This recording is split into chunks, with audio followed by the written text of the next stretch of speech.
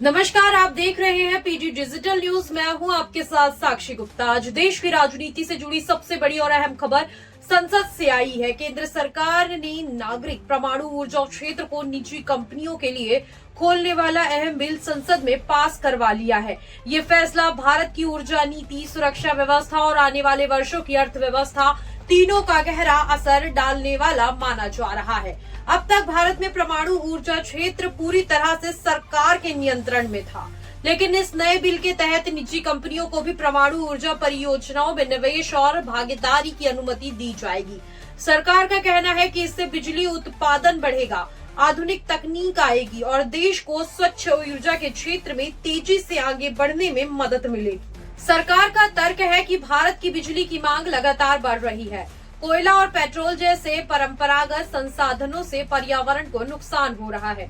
ऐसे में परमाणु ऊर्जा एक स्वच्छ, टिकाऊ और दीर्घकालीन समाधान है। सरकार का लक्ष्य है कि आने वाले वर्षों में भारत परमाणु ऊर्जा उत्पादन को कई गुना बढ़ाए और ऊर्जा के मामले में आत्मनिर्भर बने। लेकिन इस बिल को लेकर विपक्ष ने कड़ा विरोध भी जताया है। विपक्षी दलों का कहना है कि परमाणु ऊर्जा कोई समान उद्योग नहीं है, इसमें जरा सी चूक बड़े हादसे का कारण बन सकती है। उनका सवाल है कि क्या निजी कंपनियों के आने से सुरक्षा मानकों पर कोई समझौता तो नहीं होगा, और अगर कोई दुर्घटना होती है तो उसकी जिम्मेदारी कौन लेगा। राजनीतिक तौर पर देखें तो ये बिल सिर्फ ऊर्जा नीति का मामला नहीं है, बल्कि ये निजीकरण, वनम, सार्वजनिक सुरक्षा की बहस को भी जन्म देता है। एक तरफ सरकार आर्थिक विकास और निवेश की बात कर रही है, तो दूसरी तरफ विपक्ष जनता की सुरक्षा और जवाबदेही पर सवाल उठा रहा है।